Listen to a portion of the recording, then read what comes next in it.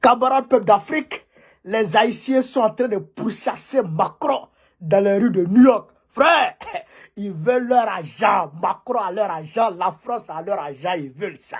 Chers camarades peuple d'Afrique, je vous laisse écouter la vidéo et je vais décortiquer aisément. On est parti. La rançon colossale qu'Haïti a dû payer à la France au 19e siècle pour reconnaître son indépendance a freiné le développement du jeune pays pendant des générations. Il est maintenant temps de rembourser et le Comité national de restitution et de réparation travaille en ce sens en collaboration avec le CARICOM, a déclaré Edgar Leblanc-Fils, président du Conseil présidentiel transitoire d'Haïti lors d'un débat de l'Assemblée générale des Nations unies. En 1825, à peine 21 ans après avoir gagné sa liberté au prix d'une lutte héroïque, Haïti a été contrainte de payer une dette colossale à la France, pays colonisateur, en échange de la reconnaissance de son indépendance. Cette rançon imposée sous la menace a siphonné les ressources de la jeune nation, la plongeant dans un cycle infernal d'appauvrissement dont elle peine toujours à sortir. Cette dette a été une forme de punition pour sa hardiesse à se libérer des chaînes de l'esclavage et hisser l'être haïtien à la dignité de l'homme. Elle a été une pénalité injuste qui a asphyxié le potentiel économique et social du peuple noir d'Haïti pendant des générations. Dans le contexte d'aujourd'hui, ou plus que jamais, l'attention est portée sur les efforts pour restaurer sans délai la sécurité et répondre aux immenses besoins humanitaires en Haïti. Il me paraît important d'attirer l'attention de l'Assemblée sur les séquelles du passé colonial et des rançons payées à certaines puissances qui ont largement hypothéqué le développement d'Haïti. Il n'est pas sans intérêt de rappeler qu'Haïti a été le seul pays à avoir payé pour son indépendance, obtenue pourtant dans le feu et dans le sang.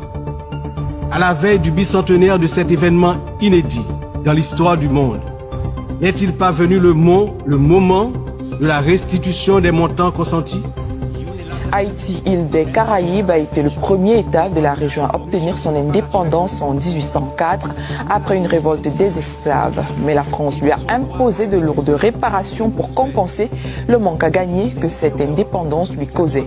Haïti n'a entièrement payé sa dette qu'en 1947, ayant versé au total 150 millions de francs à la France, soit environ 560 millions de dollars en 2022. Une somme qui, si elle avait été investie dans l'économie haïtienne, pourrait être évaluée à 115 milliards de dollars. Aujourd'hui, en bonne justice, la France devrait restituer ses réparations à Haïti. Monsieur Macron, est-ce que tu vas aller payer la dette d'indépendance à Haïti? Tu vas repayer Haïti? C'est quand que la France va repayer Haïti? La dette d'indépendance, 40 milliards de dollars, monsieur Macron. Quand vous allez repayer cette dette d'indépendance? Non, là, c'est un 10. Le vieux là, c'est un 10. Le gars, c'est un 10, c'est un haïtien. Ils sont derrière Macron. Ils sont derrière Macron là-bas. Chers camarades, qu'est-ce qui s'est passé? Quand on dit que l'État français est un État criminel, l'État français, les dirigeants français, du début qu'à la fin, tous des criminels. Et tous des maudits. Quand on passe dans les gens parce qu'on est là et puis on parle n'importe quoi. Frère,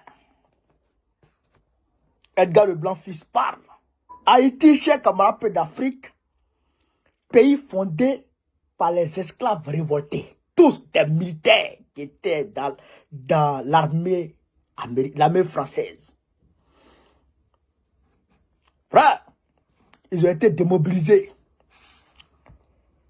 Jean-Jacques Dessalines, qui avait été promu général de division à l'époque, quand on les a chassés de l'armée, frère, il a remobilisé toutes les troupes qui avaient été démobilisées. Tous les Noirs qui étaient dégagés de l'armée française. Là. Il les a remobilisés tous. Et il a lancé l'assaut contre l'armée française.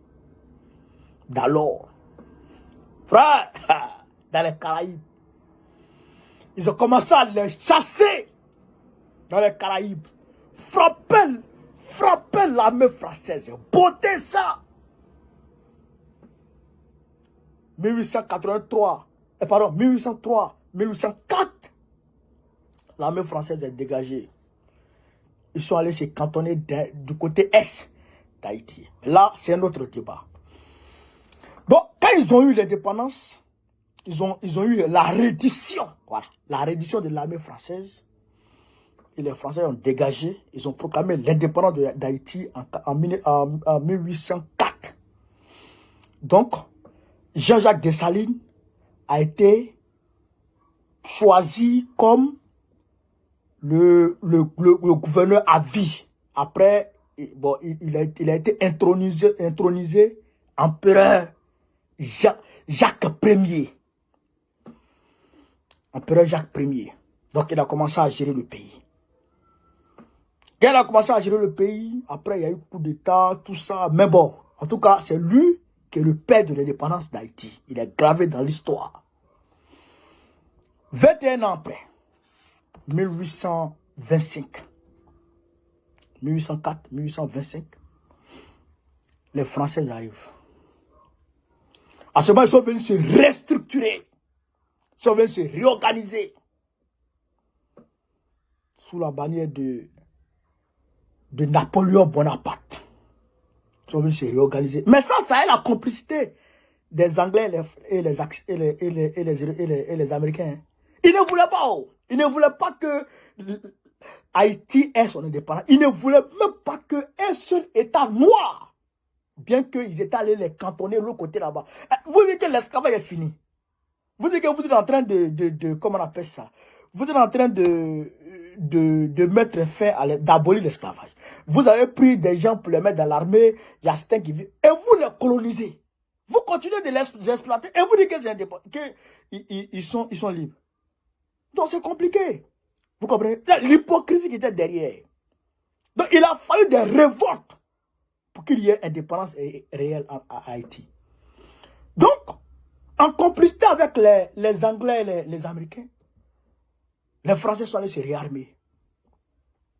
Ils sont allés se réarmer. 25 ans après, non, je dirais 21 ans après, 21 ans de réarmement. Il faut que l'AES comprenne ce qu'ils sont en train de dire. 21 ans de réarmement. Et ils sont revenus. Et ils ont entouré Haïti. Avec les armes modernes de l'époque. Dernier cri de l'époque. Tu ne pouvais pas. Tu ne pouvais pas. Les armes dernier cri de l'époque. Frère, Haïti qui est en train de se démerder, qui est sous blocus. Il y a sous blocus. C'est ce que vous dites. Haïti était sous blocus. Au niveau maritime, partout. C'est que l'embargo qu'ils avaient mis sur le Niger, là. C'est ça. C'était pire même que ça. Ils ont mis Haïti sous blocus. Et les Français sont venus avec les armes.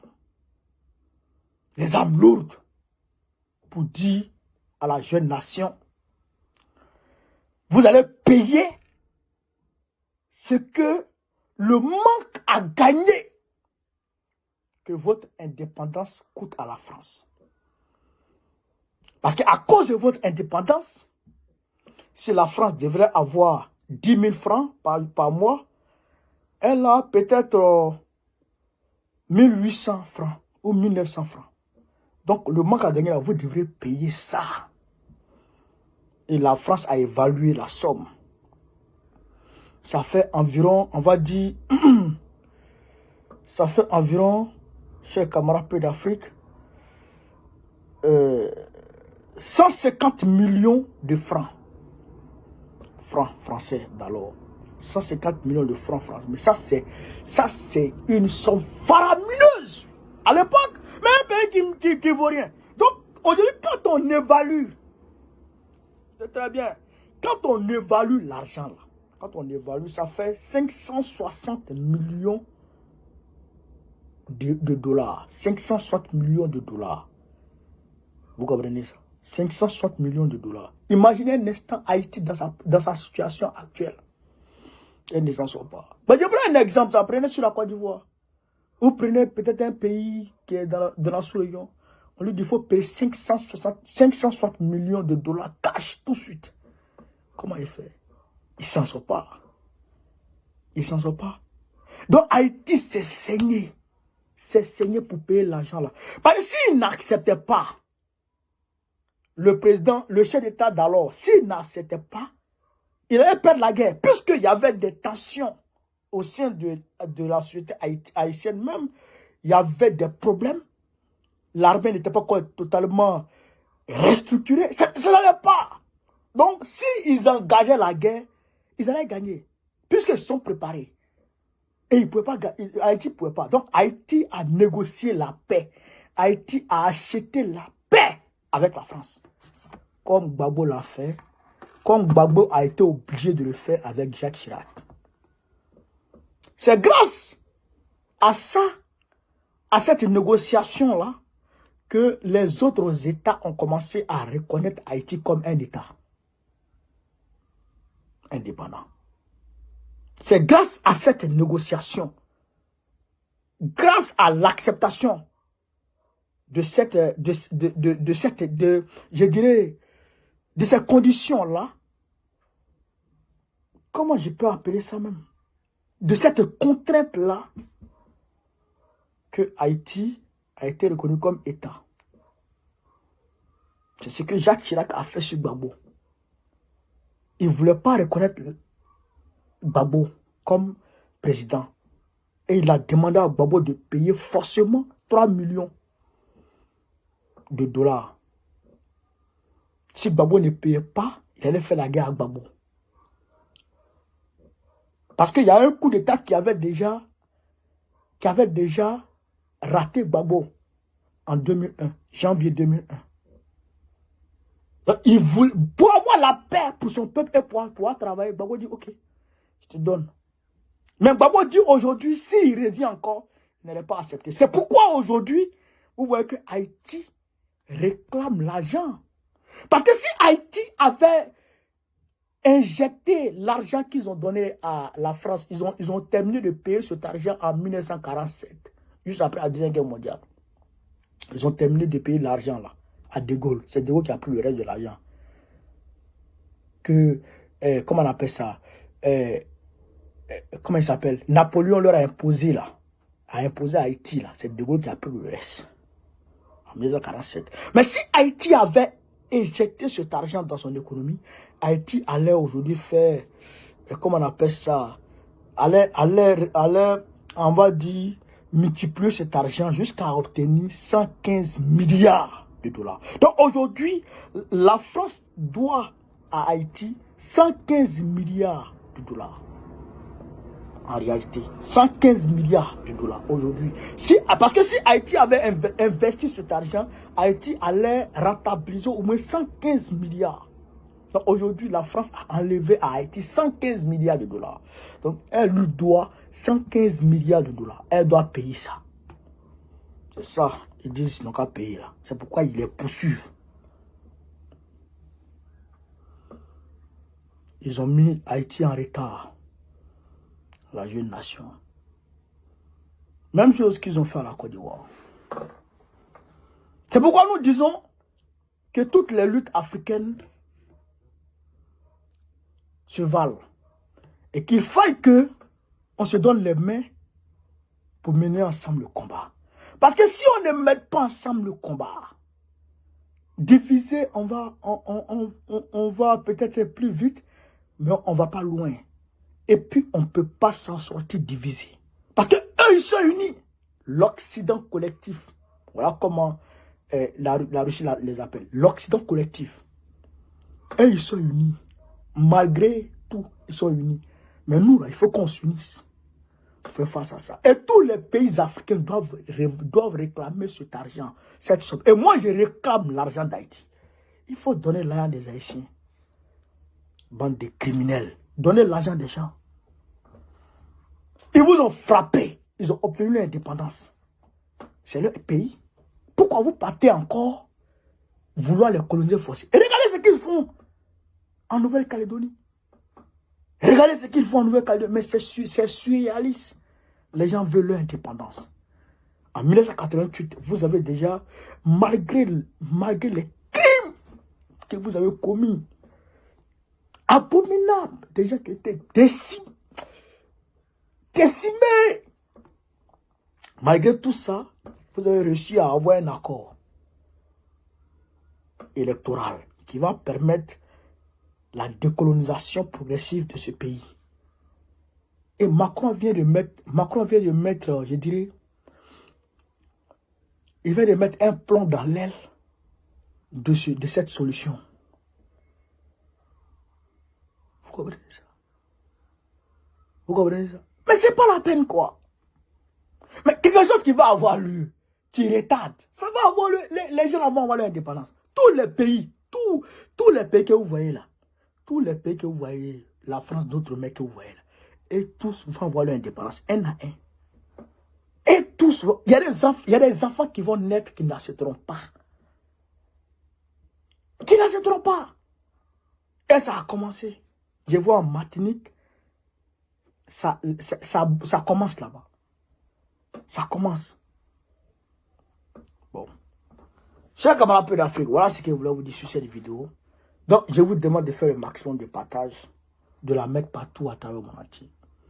Sur ce, vive l'Afrique libre. Vive le panafricanisme.